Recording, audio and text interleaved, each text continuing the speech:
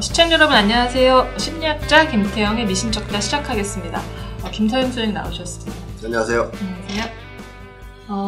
오늘은 저번 시간에 이어서 미국 심리학에서는 극단주의를 좀 어떻게 다루고 있는지 구체적으로 이야기를 좀 나누려고 합니다.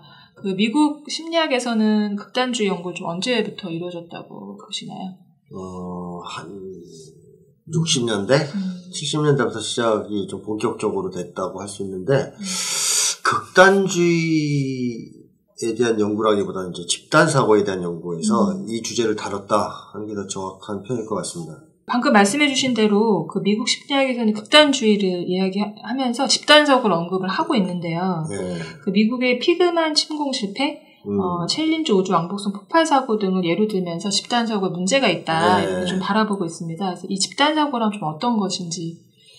그런데 미국 심리학자들의 이제 입장을 말씀드리면, 여러 명이 모여서 같이 의사결정을 하면 개인이 혼자 결정하는 것보다 더 위험할 수 있다, 더 극단적일 수 있다, 더 모험적일 수 있다. 한마디로 말하면 안 좋다 이라는 얘기죠. 그러니까 혼자 결정하는 것보다 집단이 모여서 결정하는 게 더 안 좋다. 그래서 대표적인 게 아까 얘기했던 쿠바의 핑스만 침공을 미국 최고의 엘리트들, 그러니까 케네디 대통령을 중심으로 한 엘리트들이 모여서 집단적으로 다 많은 정보를 검토해서 결정했는데, 결과적으로는 이제 최악의 결정을 내렸다. 그리고 그 원인이 바로 집단이 모여서 결정을 했기 때문이다. 이렇게 주장하는 게 집단사고 이론이라고 볼 수 있을 것 같습니다. 네. 근데 언뜻 보기에도 잘 좀 이해가 안 가는 부분이 좀 있거든요. 왜냐면 우리가 여럿이 모여서 이야기를 나눴을 때 더 좋은 결론이 나올 수 있다라는 이제 실제 나오기도 하고, 그래서 그들이 왜 그렇게 생각하는지는 잘 모르겠는데, 어쨌든 집단사고와 개인사고를 좀 딱 잘라서 구분이 가능한 건지. 저는 그거 자체가 문제가 있다고 옛날부터 얘기를 해왔었거든요. 지적을 하고. 예를 들면, 트럼프 대통령이 참모들하고 막 이런저런 얘기를 평소 할 거 아닙니까? 회의 여러 차례 하고. 근데 나중에 이제 그런 얘기 다 있고, 혼자 방에 들어서 결정을 하면 개인사고고, 만약에 트럼프 대통령이 참모들을 모아놓고 같이 앉아서 결정하면 집단사고일까요? 이게 분리되기가 참 어렵지 않습니까? 개인사고와 집단사고가. 개인은 항상 여러 사람과 영향을 주고받기 때문에 어떻게 보면 순수한 개인사고라는 건 있을 수 없단 말이죠. 어느 정도는 집단사고라고도 말할 수 있는 것이고. 그래서 저는 이걸 딱 잘라서 혼자서 결정을 내리면 개인사고, 여러 명이 모여서 같이 얘기하면 집단사고라고 구분하는 것 자체가 좀 문제가 있다. 그렇게 구분하는 게, 이렇게 생각을 하고 있고, 또 한 가지는, 제가 옛날에 비판한 게 뭐였냐면, 이게 집단이라서 생긴 문제가 아니고 비슷한 놈들을 모아놔서 생긴 문제라고 제가 비판을 했었어요. 2007년에 출간한 책에서. 그러니까 예를 들면 케네디 대통령이 모은 사람들 있지 않습니까? 쿠바 침공을 결정하려고. 이 사람들이 어떤 사람들인가요? 막 다양한 사람들일까요? 의견이? 케네디 의견을 따르는. 미국 군수산업체나 엘리트 쪽 사람들 아니에요. 그렇죠? 그러니까 쿠바 사람들이 들어온 건 아니잖아요. 그러니까 침공받을 입장에 있는 쿠바 정부 관계자를 이렇게 포함시켜서 토론한 건 아니지 않습니까? 그러니까 미국 내에서도 또 버니 샌더스 같은 반전주의자가 들어간 건 아닐 거 아니에요. 그러니까 철저하게 이제 기득권층, 엘리트층 위주로 모였을 거 아닙니까? 그럼 얘네들의 의견이 다를 게 뭐가 있을까요? 크게 없죠. 그러면 이제 당연히 결정은 그렇게 나올 수밖에 없는 거 아니냐 이거예요. 예를 들면 일본에서 한국을 침략하려고 할 때 사회주의자, 진보 성향의 사람, 이런 사람들을 포함시켜 토론하지 않고, 군국주의자들끼리 모여서 결정하면 결론은 뻔하지 않냐 이거죠. 침략하자. 그래서 이거는, 집단이 모였기 때문에 생긴 문제가 아니고, 비슷한 놈들을 모아놨기 때문에 이런 결정을 할 수밖에 없었다라고 제가 주장을 했었거든요. 집단이라는 그 개념 자체가 문제가 아니라, 그 집단이 집단의 성격. 네, 성격. 그 집단의 성격이 중요하다는 말씀. 그렇죠. 신 것 같고요. 이 책에서 많이 언급하고 계신 그 너츠의 저자로 국내에서 유명한 선스타인, 이 집단 사고를 더 확장시켜서 집단 극단화에 대해서 이야기를 좀 하고 있는데, 이 개념은 좀 무엇인가요? 제가 생각할 때는 이 사람이 출발은 저랑 비슷했을 수도 있어요. 그러니까 제가 이제 생각했던 것도 집단 사고 이론의 문제점으로, 아니 비슷한 사람을 모아놨으니까 이런 식의 결정을 내리는 거 아니냐라고 얘기를 했지 않습니까? 선스타인도 그렇게 봤을 거라는 거죠. 그 집단 사고의 원인을 집단 그 자체도 문제지만 이 사람도 비슷한 사람을 모인 거에서 찾지 않았냐는 거죠. 그래서 이 선스타인의 이제 주요한 핵심 내용은 뭐냐면 집단으로 사람들이 모이면 극단화된다는 건데 그냥 무작정 이 사람도 집단은 무조건 극단화된다고 얘기하는 게 아니고 동질적인 집단일수록 극단화 경향이 심하다고 주장하는 거거든요. 그러니까 저랑 바라보는 맥락 이게 좀 비슷했죠. 네. 출발점은 비슷했어요. 그렇죠. 그래서 이제 선스타인은 좀 명확하게 집단 사고라는 개념 버리고 애매하잖아요. 자기가 봐도. 그러니까 이제 집단 극단화 이론이라는 걸 만들어서 그걸 주장하기 시작한 겁니다. 그래서 요지는 동질적인 집단은 필연적으로 뭐 극단화된다? 이런 정도로 요약할 수는 있을 것 같습니다. 근데 이제 선생님도 아까 그 말씀하셨지만 그 극단화 메커니즘 자체가 그러니까 동질적 집단으로부터 나오긴 한다. 근데 이렇게 바라보기만 하면 사실 동질적 집단이나 이제 우리가 그 촛불광장에서 우리가 흔히 얘기했던 이런 집단지성 여럿이 이제 좋은 의견들을 모아서 이제 그 문제들을 해결해 나가는 이런 집단지성이 다 문제가 있다라고도 사실 바라볼 수 있는 좀 그런 맹점이 있는 것 같은데 이거에 대해서 좀 어떻게 생각하시는지. 핵심 초점 뭐냐면요. 동질적 집단이 있으면 이제 극단화된다고 얘기하잖아요. 이 선스타인을 비롯한 미국 학자들이. 근데 극단에 대한 개념 자체가 지금 문제가 있기 때문에 이런 얘기를 한다고 저는 생각을 해요. 그래서 책에다 이제 그 비판을 한 건데 뭐냐면 민주주의를 지지하는 사람들 혹은 이제 독립을 지지하는 사람들이 모여서 토론을 한단 말이죠.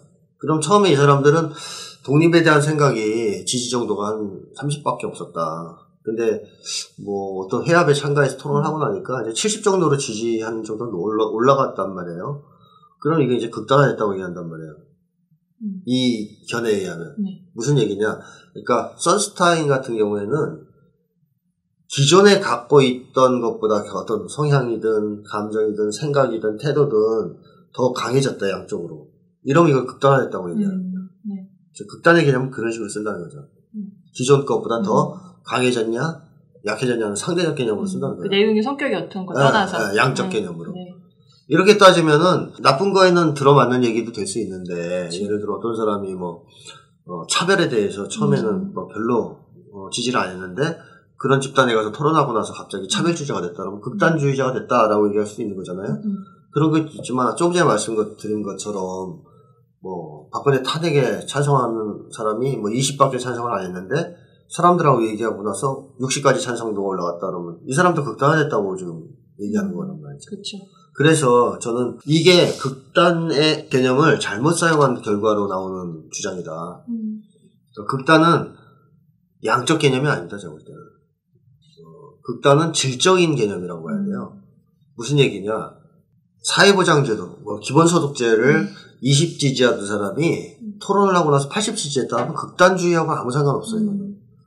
근데 만약에 기본소득을 지지하던 사람이 토론을 하고 나서 사람들을 다 죽게 내버려두자라고 생각이 바뀌었다면 그거는 양적으로 변화한 게 아니라 약간 차이가 난 거지만 그건 극단화된 겁니다. 왜? 배타적인 일이 됐으니까. 지난 시간에 배타성, 광신 이런 것이 극단주의의 특징이라고 제가 얘기했잖아요. 그러니까 이런 걸 가지고 질로서 판단해야지 극단주의냐 아니냐를 양적으로 이게 늘었냐 줄었냐를 평가하면 안 된다는 거예요. 그렇죠. 좋은 거는 양이 아무리 늘어도 괜찮고 넘칠 정도로 많아도 괜찮고 좋은 거라면 나쁜 거라면 그게 양이 적어도 질로 바뀌면 그거는 문제시해야 되잖아요. 근데 미국의 이제 심리학자들 혹은 이 선스타인 같은 사람은 이 극단의 문제를 양의 문제로 자꾸 생각해요. 질의 문제가 아니라. 그러니까 이런 얘기가 나오는 거죠. 동질적인 집단에서는 반드시 극단화가 나타난다고 주장하는 거죠. 네. 그래서 계속 강조하시는 게 이제 극단은 어떤 양적인 문제가 아니다. 극단은 그 극단이라고 표현되는 거의 성격, 내용, 질의 문제고 질의 문제다. 특징을 갖고 있냐는 문제라는 거죠. 어쨌든 사실 이제 미국 그 심리학에서 이런 극단주의를 안 좋다라고 보고 있는 거잖아요. 그래서 이걸 막기 위해서는 어떻게 해야 된다라고 주장을 하고 있나요? 자, 미국 심리학자들의 입장을 생각하면 극단주의의 원인은 동질적 집단 아닙니까? 그렇죠. 동질적 집단이니까 이거를 당연히 이 사람들의 이론에 입각하면 동질적 집단을 없애야 되거든요. 극단주의를 막으려면. 그래서 두 가지를 얘기해요. 다양성. 다양성이 필요하다고 얘기하는데 동질성이 아니라 다양성이 필요한데 다양성을 두 가지를 얘기해요. 1차 다양성, 2차 다양성. 1차 다양성은 뭐냐면 예를 들면 일베 같은 조직은 1차 다양성이 없는 거죠. 그 조직 안에 비슷한 사람들만 모여있죠. 또 한국의 정당도 1차 다양성이 없죠. 왜냐하면 같은 성향의 사람들이 모이잖아요. 동호회도 그렇고 이게 이제 1차 다양성이 없는 집단들이에요. 그러니까 1차 다양성을 보장하자는 것은 조직 내에 다양한 사람들이 들어오게 하자는 뜻이거든요. 근데 사실 그 미국 심리학자들이 생각해도 이건 말이 안 되는 주장인데 이걸로 극단주의 해결하려면 친목 모임 정당 다 해산시켜야 됩니다. 그렇죠. 왜냐하면 1차 다양성을 보장해야 되니까. 근데 그건 말이 안 되는 거잖아요. 동창회 다 같은 거 해산시키고 동문회도 없애야 되잖아요. 동질적인 집단이니까. 그래서 이제 선스타인도 1차 다양성은 보장은 담보할 수 없다. 힘들다라는 걸 인정하고 주장한 게 2차 다양성입니다. 2차 다양성은 뭐냐면 A라는 집단이 이제 성향이 뭐 극우다. 그럼 이 사회에 극좌나 좌라는 B, C가 있어야 된다는 얘기죠. 그러니까 A만 같은 극좌 조직만 잔뜩 있으면 다양성이 없는 거죠. 그러니까 A가 있으면 B, C, D 같은 성향이 다른 정치 조직들도 있어야 다양성이 있는 거죠. 이게 2차 다양성이에요. 그러니까 이제 선스타인 주장은 1차 다양성은 힘들다. 어차피 힘든 거 인정하는데 2차 다양성이라도 있어야 된다. 그럼 2차 다양성이 있는 나라는 어디겠어요? 선스타인의 주장으로는 미국입니다. 왜? 다당제가 있으니까. 그리고 다당제가 없는 나라들이 있죠. 이란, 이런 나라들은 선스타인 기준으로 뭐예요? 독재죠. 극단주의자, 독재죠. 왜? 다당제가 아니니까. 그러니까 이 다양성을 이제 이 선스타인은 미국 민주주의랑 연결해요. 미국식 민주주의, 다당제. 근데 사실 이게 정말 미국적 주장입니다. 어떻게 보면. 미국에서 계속 주장하는 게 자기들은 민주주의다. 다당제니까. 근데 사회주의 국가들은 옛날에 다 독재였다. 왜? 다당제가 아니니까. 이렇게 주장하는 거잖아요. 근데 그거는 사실 민주주의냐 아니냐의 기준이 될 수 없거든요. 다당제냐 아니냐가. 그러니까 당이 여러 개 있다는 거는 좋은 거일 수도 있지만 또 한편으로 보면 사회가 그만큼 분열되어 있다는 뜻일 수도 있어요. 지지받는 당이 없다는 뜻일 수도 있고. 그러니까 이거는 단순하게 형식으로 다당제냐 아니면 1, 2당밖에 없느냐의 문제가 아니고 다른 실질적인 민주주의의 내용을 봐야 되는데 미국 애들은 그런 게 아니고 무조건 미국식 다당제와 미국식 양당제 이런 것을 채택해야만 좋은 사회다. 다양한 사회다. 이렇게 얘기하는 거거든요.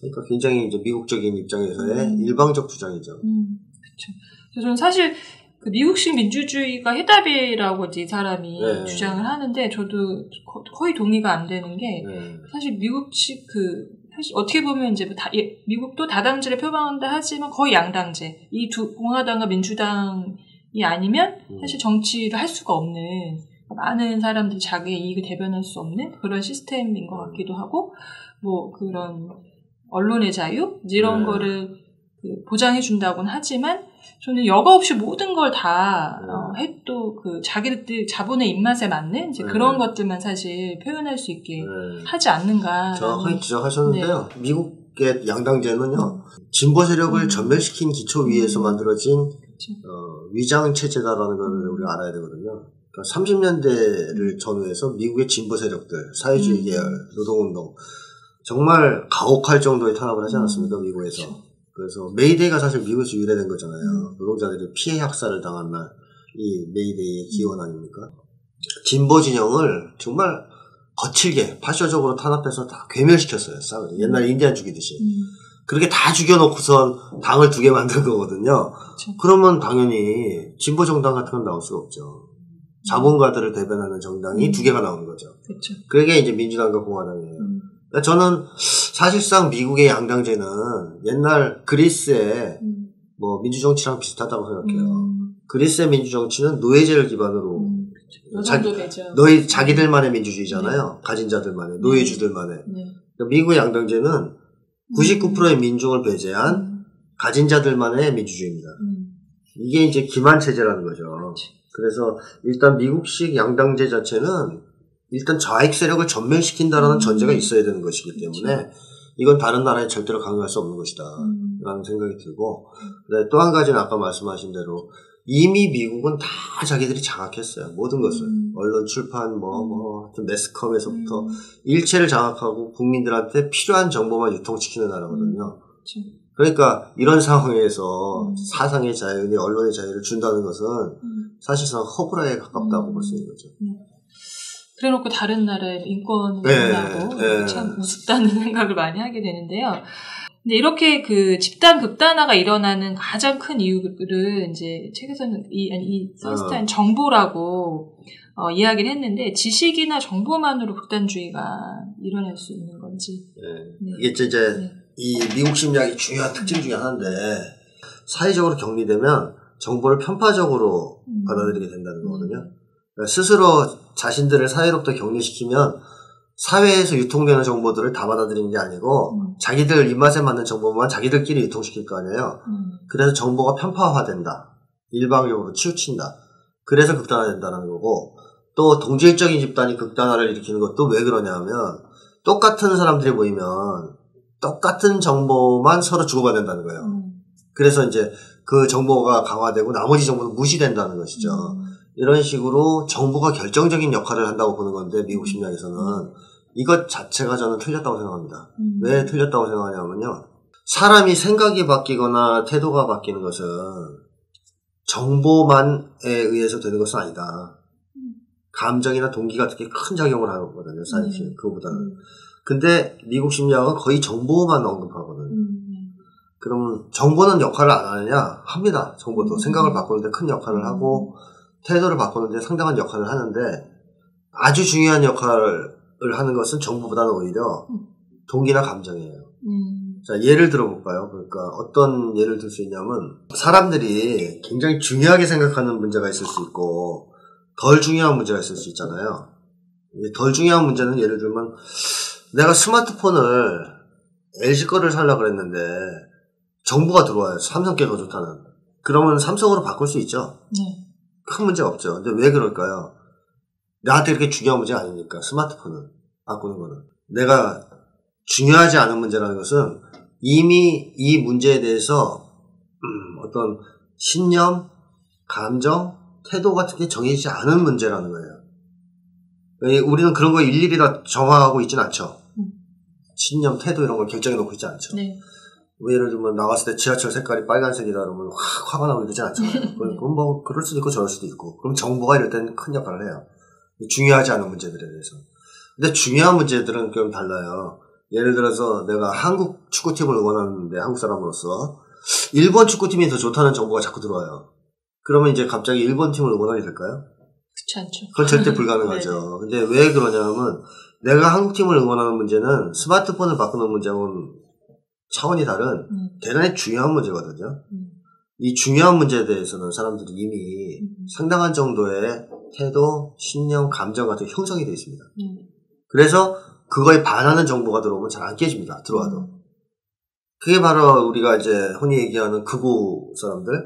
이미 자기들이 숭배하는 집권 정당 혹은 정당에 대해서, 정치 세력에 대해서 결정이 돼 있잖아요. 태도, 신념 이런 게. 그러니까 우리가 자유한국당이 정말 매국적인 정당이고 반민족적인 정당이고 이런 좋은 정보들을 줘도 태도를 안 바꾸잖아요, 사람들이. 왜? 이미 국권이 결정돼 있거든요. 그러니까 사람들이 중요한 문제에 대해서는 이미 태도, 감정, 동기 같은 게 형성이 돼 있어요. 그래서 정보 갖고 잘 안 바뀌어요. 근데 가볍고 사소한 문제에 대해서는 정보를 잘 바꿀 수 있어요. 그렇다면 이 선스타인이 얘기하는 거는 바꿀 수 있는 거, 극단화를 해결할 수 있는 것은 어때요? 가능할까요, 과연? 이 사람들이 극단적인 태도를 갖는 문제가 과연 LG폰을 쓸 거냐, 삼성폰을 쓸 거냐 해서 극단화될까요? 아니거든요. 대체로 정치적인 문제라든가 중요한 사회적인 문제라든가 종교적인 문제. 다시 말하면 사람들이 중요하다고 여기는 문제들에서 극단적이란 말이에요. 그럼 이거는 정보를 바꾸기가 힘들다는 거죠. 근데 제가 여기서 드는 의문 하나는 뭐냐면 어떤 한 사람이, 어떤 집단이 그 정보, 어떤 한 정보를 가지고 네. 신념화되어 있는 게 있을 때 어떤 사안을 가지고 그 중간에 들어오는 정보로는 바뀌지 않는다 전 동의가 되거든요. 네. 근데 그런 신념이 생기기까지 최초로 접하는 정보들 있잖아요. 네. 그런 건 사실 중요하지 않나요? 자, 근데 그 정보는 두 가지가 있어요. 하나는 팩트가 있고요. 또 한 가지는 나한테 이론가 해론가에 대한 정보들이 있어요. 그리고 경험도 필요하죠. 실제로 그런가 아닌가 확인하는. 근데 나한테 신념, 태도, 동기 뭐 이런 게 형성되는 것은요. 이해관계가 느껴졌을 때예요. 이해관계가. 그 사람들이 아무리 정보가 뭐 이렇게 화려하고 좋아도 써보니까 들고 다닐 때 폭발이 자주 돼서 손 막 찢어지고 그러더라. 그러면 안 좋은 태도로 갖게 돼 있거든요. 그래서 최초의 정보들도 무차별적으로 주는 대로 받아들이는 게 아니에요, 사람들이. 자기가 주체의 이해관계, 주체에게 이익이 되냐 손해가 되냐를 경험하면서 확인하면서 정보를 받아들이는 거예요. 따라서 이게 이유 없이 그냥 주는 정보를 막 받아들인다? 안 됩니다, 그렇게는. 그래서 최초에 형성될 때 다 이유가 있다는 거예요. 그걸 형성했을 때는. 알겠습니다. 그래서 이 집단 극단화 이론에 대해서 조금 더 자세히 좀 살펴보면 좋을 것 같은데요. 책에서는 서구 극단주의 그 이론의 검은 이면이라고까지 표현을 하셨는데, 이런 집단 극단화 이론에서는 인간을 좀 어떻게 바라보고 있는지에 대해서. 이제 서구에서 옛날에 이제 집단주의, 극단주의를 쭉 연구한 전통이 있었단 말이죠. 굉장히 오래됐는데요. 그때는 이제 보통 극단주의라는 표현보다는 광신이라는 표현을 썼었죠. 그러다가 이제 21세기 들어와서 테러리즘이 기승을 부르면서 이제 광신이라고 안 부르고, 왜냐면 종교적인 느낌이 너무 나니까 극단주의라고 바꿔 불러서 그렇지, 같은 현상이에요. 광신이나 극단주의나. 그러니까 서구에는 광신 연구 혹은 극단주의 연구의 전통이 꽤 오래전부터 있었는데요. 이게 출발점이 어디서부터 이제 사실 비롯됐냐라는 걸 쭉 따지고 들어가면, 민중 항쟁을 까기 위해서 이제 쉽게 얘기하면 민중항쟁을 비난하기 위해서 사용된 개념이 광신 개념이었어요. 예, 대표적으로 종교개혁을 주장했던 사람들 중에서도 굉장히 급진적인 종교개혁 전쟁, 그러니까 농민전쟁을 주도했던 그 사람을 루터가 그 사람을 광신이라고 하면서 시작된 거였거든요. 광신 개념이. 그리고 그 다음에 또 누구를 광신도라고 불렀냐 하면 항쟁에 참가했던 프랑스 혁명에 참가했던 민중들, 그 다음에 또 여성해방, 민족해방 운동에 참가했던 사람들, 또 미국에서 광신으로 비난받았던 사람들은 노예해방 주장했던 사람들, 참정권 주장했던 사람들. 자, 이렇게 이제 역사를 쭉 보면 광신이나 극단주의 연구를 했던 사람들이 어떤 목적으로 이 연구를 했는가가 드러나잖아요. 그렇죠. 그러니까 민중해방운동이나 이제 이런 걸 하는 사람들을 낙인 찍고, 쉽게 하면 우리 한국식으로 하면 빨갱이로 이렇게 낙인 찍으려고 만든 개념이 서구에서 극단주의 혹은 광신 개념이거든요. 그러니까 이런 사람들은 당연히 이 사람을 어떻게 바뀌었습니까? 항쟁에 참가한 사람들은 미친놈, 혐오스러운 광적인 인간들, 이성적이지 않은 그런 식으로 쭉 봤죠. 그 연장선에서 쭉 있는 게 이제 프로이트 같은 사람들 아니겠어요? 프로이트, 융 이런 사람들. 사람들이 집단이 돼서 군중이 돼서 거리를 휩쓸게 되면 본능이 올라온다는 거죠. 프로이트의 전형적인 이론. 그러니까 이제 뭐 에고가 약해져가지고 억압되어 있던 이드가 분출해서 다 미쳐서 동물처럼 날뛴다. 그러니까 결국 인간관 자체가 프로이트가 바라본 인간관이든 미국의 이 반민중적인 극단주의 이론가들 혹은 광신 이론가들이 바라봤던 인간관이든 같아요. 모이면 미친다 이거예요. 사람들이 모이면 다 폭도가 된다는 거죠. 그런 인간관을 갖고 있다라고 봐야죠. 네, 그래서 사실 이제 이게 이런 집단 극단화가 그 민중 혐오라고 아주 좀 밀접하게 맞닿아 있는 것 같은데요. 사실 신뢰, 아까 방금도 말씀해 주셨지만 한두 가지 정도 더 설명해 주실 수 있으신가요? 신뢰라기보다는 좀 딴 얘기인데요. 예를 들면 이 사람들은 계속 모이면 다 미친다, 안 좋다고만 얘기하잖아요. 근데 과연 그랬을까요? 프랑스 혁명이 그렇게까지 다 집단 광란이었습니까? 사실 프랑스 혁명은 지금 프랑스 국기 있죠. 국기를 결정하고 그때 혁명 세력이 든 게 지금 프랑스 국기 아니에요. 그쵸. 프랑스 국가는 그 당시에 혁명가요예요. 프랑스 대혁명 시기에. 그리고 지금 프랑스 사람들 프랑스 혁명 얘기하면 막 끔찍해하고 그러지 않아요. 굉장히 자랑스러워하죠. 그런데 희한하게도 이 지식계에서는 프랑스 혁명하면 거의 광기에 대난동처럼 생각하거든요. 물론 부작용이 어느 정도 있었겠지만 그게 주가 아닌데 얘네들은 이제 그걸 지역적인 확대 가장하는 거고. 그럼 프랑스를 넘어서서 학으로 오면 어떤가요? 한국은 80년의 광주 민주항쟁 때 뭐 유혈난동이나 뭐 광기 어린 어떤 학살, 뭐 약탈 이런 게 있었나요? 정부군에서 있었죠. 그렇죠. 네. 그 광주에 관한 기록들을 조사해보면 아름다운 풍경이 오히려 연출됐었죠. 예를 들면 헌혈자들이 줄을 서고 막 사람들한테 피를 도난사고도 일절 없었고 뭐 가게 하던 사람들 그렇게 평소에 욕심 많던 사람들이 가게 문 다 열어서 시민군한테 빵을 제공하고 우유를 제공하고 그 다음에 깡패들까지도 나와서 치안을 유지하려고 애쓰고 아름다운 공동체를 구현하지 않았습니까? 광주가 해방됐을 때. 그쵸. 그래서 서구의 이론가들은 광주를 꼬민이라고 부르더라고요. 광주 꼬민. 그러니까 프랑스의 옛날 파리 꼬민에 견줘서 20세기의 이제 새로운 꼬민이다. 일시적이었지만. 네, 일시적이었지만 짧았지만. 뭐 파리 꼬민은 길었나요? 그쵸. 거기도 짧았죠. 그래서 민중이 해방되고 다 모였을 때 뭐 잔인해지고 뭐 못돼지고 하는 모습은 이 자본가들 입장에서 그런 거죠. 자기들 거 이제 쫓고 뺏고 단두대서 치니까 치고 내쫓고 하니까 민중들의 입장에서는 개헌군들 다 내보내니까 오히려 폭력이 없어지고 아름다운 공동체가 복원되지 않았습니까? 그 모습이 반복됐었죠. 한국에서 유골항쟁 때도 그랬고 87년에 또 얼마 전에 박근혜 탄핵 촛불항쟁 때도 뭐 우리가 뭐 차를 태웠어요, 건물을 부셨어요. 범죄가 한 번도 없어서 지금 뭐 너무 세계적으로도 놀랐죠. 뭐 쓰레기까지 거의 청소까지 다 하고 가는. 그러니까 이 이론에 의하면 말이 안 되는 거잖아요. 그쵸. 동질적인 사람들이 거리를 가득 메웠는데 난동을 부리고 폭도가 되는 게 아니고 오히려 도덕 기준이 올라가고 오히려 더 이타적이 되고 이랬으니까 현실하고도 전혀 부합되지 않는 얘기죠.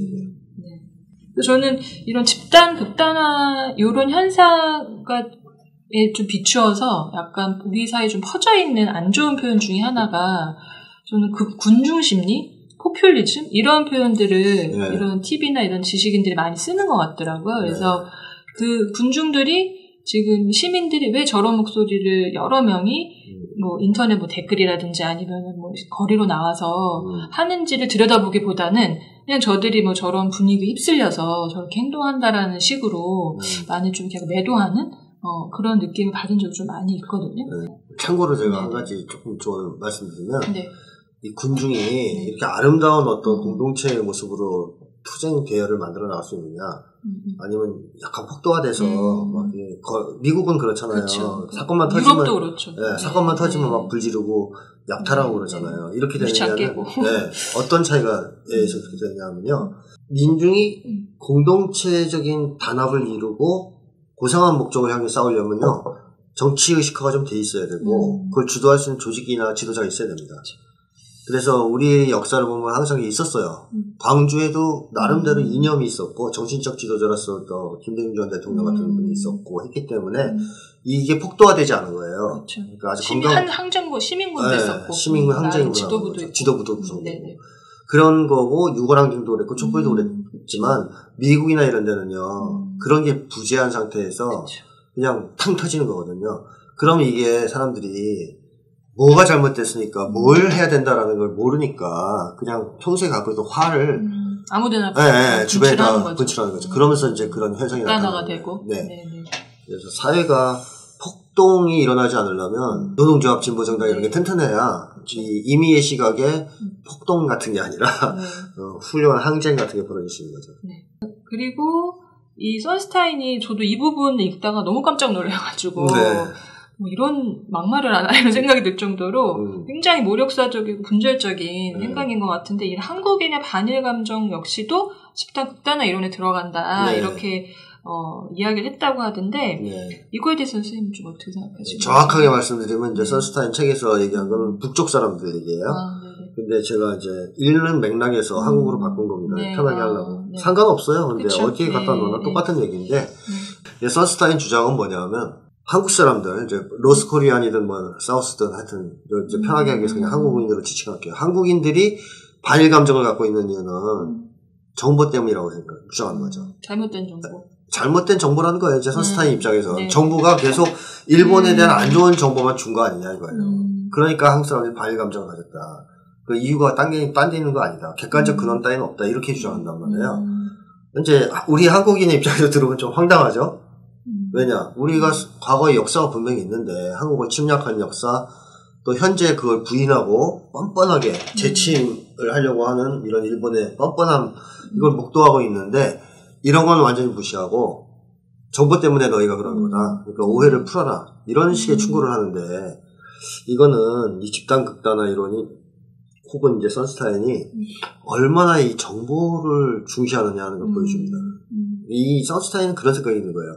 인간이라는 게 정보만 던져주면 다 된다고 생각하는 거예요. 그러니까 한국인들이 과거 일본한테 침략을 당했어도요. 정보를 좋은 걸 주면 교육을 하면 상관없다고 생각하는 거 아니에요?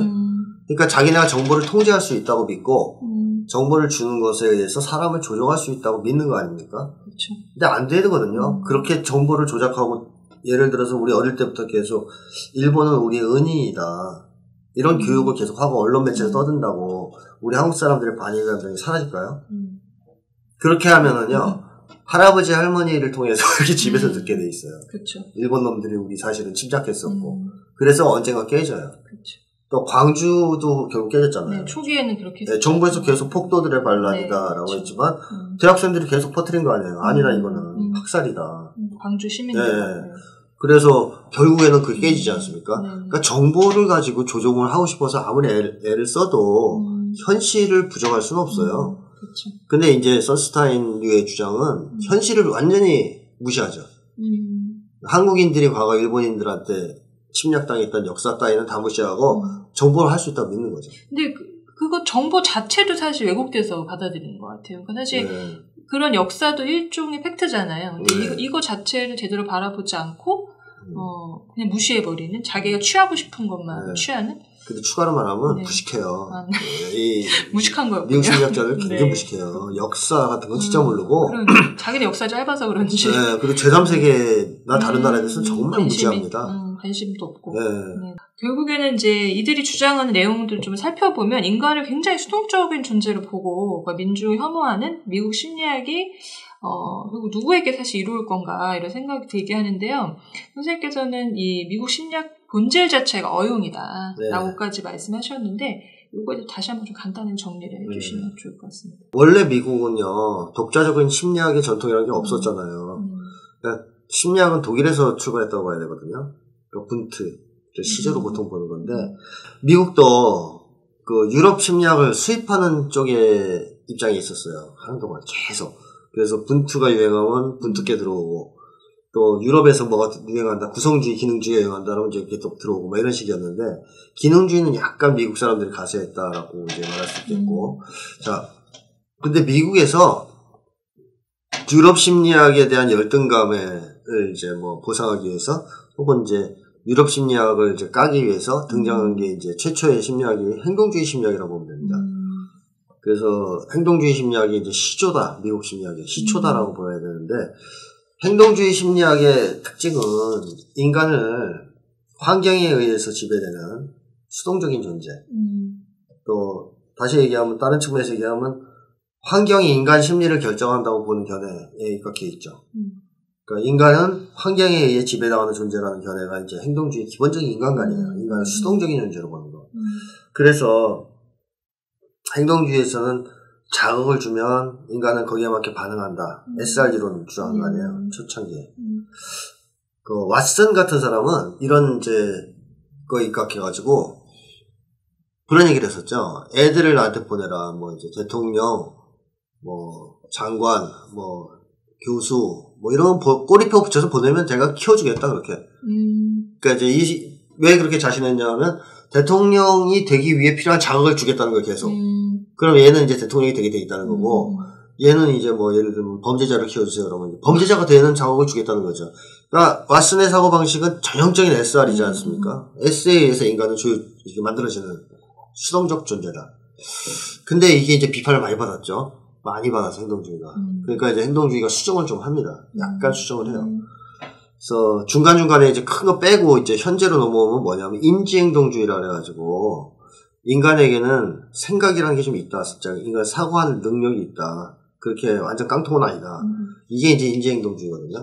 그럼 인지행동주의에서 기본은 뭐냐면 밖에서 뭐가 들어오면 인간의 사고 메커니즘을 통해서 밖에 리스판스가 나간다는 거예요. 그러니까 SR 이론인데 그 안에 인간의 지적 능력이 들어간다고 보시면 되는 거죠. 자, 그러면 이제 70년대를 넘어서면은 미국에서 컴퓨터 같은 게 이제 현상이 나오고 이러면 이 컴퓨터의 모델 있지 않습니까? 정보 처리 모델. 이 컴퓨터의 정보 처리 모델을 인간의 이제 사고 능력과 동일시하는 견해가 이제 대두되기 시작하고, 그래서 인간의 사고를 컴퓨터에 입각해 설명하는 견해가 대세를 이루고 있죠. 자, 그러면 이제 뭐가 들어오냐면 인간에게 들어오는 S, 자극이라는 것이 뭐가 되냐면 정보가 돼요. 제일 중요한 건 정보가 되죠. 인간은 지적 존재니까. 네. 정보가 들어오고, 이거를 인간이 사고를 능력이 있으니까 처리해요. 컴퓨터처럼. 그래서 R이 나가는 거죠. 반응이. 그러니까 이제 인지행동주의는 원칙적으로 같은데, 행동주의하고 똑같은데, 인간에게 이 컴퓨터가 탑재되어 있다고 보는 거, 그래서 인간에게 중요한 것은 단순 자극이 아니고 정보다라고 보는 거, 인간의 심리와 행동을 결정하는 것은 결국 신념, 정보에 형성된, 이렇게 믿는 것, 이런 점에서만 차이가 있어요. 다른 점에서는 똑같다. 다 어떤 점에서 똑같냐면 인간을 수동적 존재로 본다는 점에서 똑같죠. 수동적 존재로 본다는 점에서 똑같아요. 자, 그래서 왓슨은 이렇게 얘기했잖아요. 내한테 애를 보내면 꼬리표 붙여서 보면 키워주겠다 그랬죠. 그럼 오늘날의 인지행동주의자들 혹은 인지주의자들은 어떻게 생각하는 거예요? 왓슨스타인은 한국 사람들의 반일 감정 어떻게 하겠다는 자기가 고쳐주겠다는 거죠. 어떻게? 정보를 통해서 자기가 정보를 조작해서 고쳐주겠다는 거죠. 결국 이 사람들이 가지고 있는 견해, 인간은 수동적인 존재다라는 견해는 뭐가 전제되어 있냐면 여기서 알 수 있는 게 정보를 주는 사람, 자극을 주는 사람을 전제하고 있어요. 그쵸. 무슨 얘기냐면, 자, 왓슨이 그런 얘기를 했지 않습니까? 내가 키워주겠다, 보내면 다. 그러면 아이들은 다 뭐예요? 수동적인 존재죠. 자극에 의해서 조종되는. 그러면 이 아이들한테 정보를 주는, 자극을 주는 사람이 있어야 되잖아요. 그게 누군 거예요? 왓슨인 거죠. 그쵸. 왓슨. 그리고 또 한국 사람들의 반일 감정을 없앨 수 있는 것은 한국 사람들은 수동적인 존재고 누군가가 그걸 할 수 있는 사람이 있다는 걸 전제로 하지 않습니까? 수동적이지 않은 사람. 그게 누굽니까? 슨스타인인 거죠. 다시 말하면 미국의 지배층은 혹은 지식인들, 지배층을 위에 복무하는 지식인들은 자기들은 수동적인 존재가 아니라는 걸 전제를 깔고 있어요. 깔고선 그런 얘기를 하는 거예요. 인간은 수동적인 존재라고. 왜? 자신들이 장악 통제하는. 그렇죠. 자신들이 민중들을 장악 통제해야 되니까. 그 이론을 갖다 퍼뜨려서 민중들한테 너희는 원래 그런 존재야 라고 얘기하고 또 스스로도 그렇게 믿어야 이제 얘들을 우리가 영구적으로 지배하고 착취하고 통제할 수 있다고 확신할 수 있잖아요. 그러니까 지배층 입장에서 보면 굉장히 좋은 이론이죠. 그치. 입맛에 맞고. 그리고 그걸 목적으로 만들어진 이론이기도 하고 인간의 행동을 조정하려고 심리와 행동을. 그러니까 어용 이론이라고 얘기하는 겁니다. 지금. 네, 알겠습니다. 실제로 그런 역할을 해왔고요. 계속. 근데 저는 항상 의문인데 이런 사람들이 이런 주장을 하는 이유가 자기들이 지배층이라고 생각해서 그러는 건지 아니면 지배층에 의해서 뭐 돈을 스폰을 받아서 그러니까 어용 지식인들 그렇게 키우잖아요. 그런 이건 좀 되게 자세한 선생님도 이런 사실을 밝혀진 건 없을 것 같은데 그런 관계가 형성돼 있어서 그런 건지. 미국은요, 그 지식인들이 기본적으로 엘리트층 있잖아요. 미국 지배층 출신들이고 거기에 들어가고 싶어하는 사람들이에요. 동일시라는 사람들. 그리고 성공하고 출세할수록 가까워지잖아요. 그쪽에. 그러니까 이 사람들은 자발적으로 거의 그쪽에 붙어서 한범처럼 느끼는 사람들이라고 보시는 게 맞아요. 자기도 주류라는 이런. 네. 그리고 가난한 집 사람도 별로 없어요. 다들 중상위층 이상에서. 학비도 비싸고. 나오고, 미국 같은 경우는. 네. 그리고 출세할수록 어쨌든 그쪽에서 붙어야 되는데 자연스럽게 동일시합니다. 그러니까 민족은 개돼지라고 보는 그게 무의식에 있다는 거죠. 이 사람들 무의식에. 이따서 말씀을 여쭤보겠는데요. 선생님 책에서 이런 방금 말한 것처럼 이런 지배층들이 극단주의를 부추긴다고 이렇게까지 표현하셨는데 그거에 좀 더 자세하게 좀. 지배층이 가장 이제 많이 사용하는 통치 수법이라 할까요? 분할 통치 아닙니까? 분할 통치. 분할해서 통치한다. 왜 단합되어 있으면 정말 위협이 되기 때문에 그러니까 지배층이 가장 간절히 바라는 것은 분열이라고 생각해요. 민중들의 분열. 서로 미워하는 거. 어부지를 얻을 수 있지 않습니까? 그래서 제국주의자들이 식민지 지배를 하고 나서 떠나면 그 나라는 무조건 싸워요. 왜냐면 분할 통치를 했기 때문에 들어가서. 그러니까 아프리카 나라들 보면 다 그렇잖아요. 제국주의의 지배를 받기 전까지는 그런 분쟁이 없었다 그러지 않습니까? 그렇죠. 인종 분쟁, 민족 분쟁 이렇게 없었는데 제국주의 식민지 통치만 받고 나면 피 터지게 싸워요. 왜? 그 사이에 분할 통치를 해버려가지고 사람들 사이가 벌어졌거든요. 그러니까 이게 이제 기본적인 지배자들의 수책이에요. 그러면 한국에서도 당연히 분할 통치 기법을 쓰려고 하지 않았을까? 명징하게 지금 분단되어 있는 이런. 분할 통치. 그 다음에 동서 분할 통치라 해서 옛날에 호남 참여를 했었죠. 네. 이게 좀 어려워지자 이제 사람들을 지역적으로 분할하기 어려워지자 계급 계층 내에서 분할을 시작한 게 이제 정규직 비정규직 분할. 그리고 이 사이에서 또 분할을 시키기 위해서 개인 간 경쟁을 고취시키기 위해서 뭐 성과급제라든가 뭐 업무평가제라든가 이런 걸 도입해서 또 분할시키죠. 그래서 지금 한국 사회는 어느 정도냐면 분할 단위가 개인 단위까지 떨어졌어요. 분할돼서. 그러니까 이 분할된 개인들이 서로 미워하고 싸우는 상황이에요. 이거만큼 이 자본가들한테 좋은 건 없죠. 그쵸. 이 지배자들한테. 사람들은 지옥에 살고. 사람들은 지옥에 살지만 그 위에다가는 덤비질 못하니까 그쵸. 밑에 있는 사람끼리 싸우는 수밖에 없는 거거든요. 치고받고. 예를 들면 우리나라 같은 경우에 지금 상위 10%가 사회주의 뭐 97%를 갖고 있지 않습니까? 상위 1%는 56%. 그러면 집 문제 해결을 하려고 그러면 이 사람들 땅을 좀 가져와야 될 거 아니에요. 국유화를 시키든가 뭘 해야 되는데 그런 얘기 하는 사람 아무도 없죠. 그냥 없는 사람끼리 싸우는 거예요. 집주인 그 건물주 조그만 거 하나 갖고 있는 사람. 세금 조금 높이셔야 난리가 나요. 네, 막 치고받고. 왜? 위에 사람한테 못 덤비니까. 네. 그러니까 이런 효과가 있어요. 분할을 해버리면. 분할이 안 돼 있고 이 사람들이 단합이 돼 있으면 자기들끼리 안 싸우고 위로 올라와서 싸워요. 자꾸. 지주한테 와서 막 이제 뭐라 한단 말이에요. 근데 이 사람들을 분할해 놓으면 위로는 안 올라오고 자기들끼리 치고받는다. 그러니까 그거는 얘네들한테는 아주 효과적인 통치 방식이고 정말 여태까지 제일 많이 써왔던 통치 방식이기 때문에 포기하지 않을 것이고 좀 더 고도화되고 진화가 될 것이다. 앞으로도 이렇게 봐야겠죠. 그래서 사실 이제 정권이 바뀌고 나서 이제 여러 가지 뭐 적폐청산 이런 아직도 많이 미흡하고 진행 중인데 그 과정에서 일베들의 그 해악성이 엄청 났었잖아요.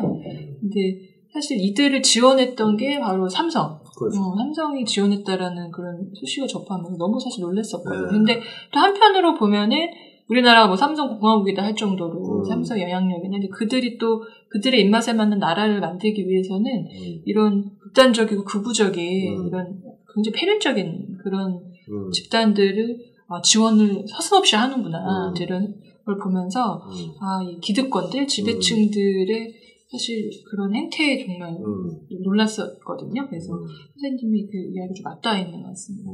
그래서 선생님께서는 극단주의 예방과 해결을 위해서는 국가 차원의 공동체. 그러니까 사실 집단을 다른 표현을 하면 또 공동체라고도 표현할 수 있잖아요. 네. 오히려 역으로 국가 차원 공동체가 만들어져야 된다고 하셨는데 그 이유는 무엇인지. 이 책에서 많은 저자들의 걸 제가 인용했는데 연구들이 있어요. 어떤 연구들이 있냐면 작은 공동체가 많아지는 것, 그리고 또 다양성을 띈 공동체가 많아지는 게 사회적 차원에서는 극단주의를 줄이지 않고 오히려 심하게 만들는 우려가 있다? 그런 연구 결과들이 꽤 많은데 예를 들면 이런 거죠. 어떤 마을 공동체가 자기들끼리 너무너무 사이가 좋아요. 화목하고.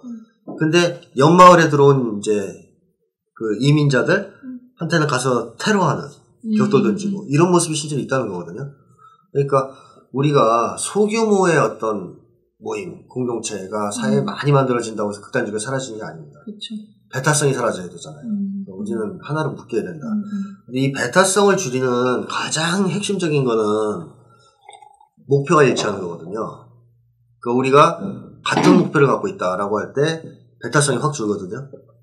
우리가 그렇게 사이가 안 좋은 한국 사람들이 월드컵 때 시청광장에 모이면 사이가 좋아지잖아요. 그렇죠. 왜냐면 동일한 목표가 딱 생겨버리거든요. 우리 팀의 승리. 또 사이가 평소에는 안 좋았을 사람들이 박근혜 탄핵을 위해서 모이면 또 사이가 좋아지죠. 네, 동일한 목표를 장악했기 때문에. 그런데 만약에 모든 사람들이 일상적으로 동일한 목표를 갖고 살 수 있다면, 그걸 공유할 수 있다면 그 사회의 공동체성 혹은 집단성은 굉장히 크게 강화되겠죠. 그래서 저는 이제 국가공동체 복원이 극단주의를 없애는 중요한 어떤 도구, 수단이 될 수 있다고 생각하고 많은 연구자들이 거기에 동의를 한다는 거죠. 소규모의 공동체들이 쪼개지는 거는 극단주의를 부추길 위험이 있지만 국가공동체가 잘 재건되면 이때는 그 배타성이 확 사라지면서 집단들 사이에 공동체주의가 강화되면서 극단주의가 줄어드는 것이기 때문에 궁극적으로는 사실 국가 차원에서의 공동체가 복원돼야 됩니다. 그리고 그러려면 전제가 필요하죠. 뭐냐 하면 차별이 없어야죠. 어떤 아버지가 자기 가족들을 차별 대우하면서 가족이 화목하길 바란다? 웃기는 얘기죠. 그러니까 예를 들면 아버지가 돈 생기면 맨날 첫째한테만 돈 주고 둘째는 굶고 이제 맨날 차별 대우를 받는다. 근데 가족을 위해 헌신하라 그러면 둘째가 어떻게 생각했어요? 웃기지 말라 그러겠죠. 돈 절대 동의 안 합니다. 아버지가 평소에 돈 생기고 이러면 다 똑같이 나눠주고 형제들을 공평하게 대해줬어야 우리 가족이 위기에 처했다. 힘을 합치자 그러면 다들 힘을 합칠 거 아니에요. 그거랑 똑같아요. 이 사회가 국가 공동체 차원에서 단합이 되려면 차별 대우를 그러니까 사회가 사라져야 되는 거죠. 사회 구성원들 사이에. 그래서 국가나 사회가 우리 한국에 살고 있는 모든 한국 사람들을 어떠한 차별도 없이 공정하게 대우해주고 있다라고 믿게 되면 국가 공동체는 재건될 수 있다. 근데 그렇게 돼야 사실 궁극적으로 극단주의가 사라진다라는 것이 제 생각입니다. 그리고 또 많은 또 요즘에 극단주의 연구자들도 비슷한 주장을 하고 있습니다. 네. 그래서 사실 저도 이제 지금도 그렇고 과거에도 이제 작은 마을 공동체 이제 이런 것들이 시도를 했다가 실패했던 사례도 많이 봤고 지금도 뭐 한두 곳에서는 그런 걸 시도를 하긴 하더라고요. 근데 그거 자체가 뭐 무의미하다 이런 건 아니지만 어쨌든 근본적인 이런 극단주의를 해결하기 위해서는 이제 그런 걸로는 사실 한계가 분명히 있다라는 말씀이신 것 같고요.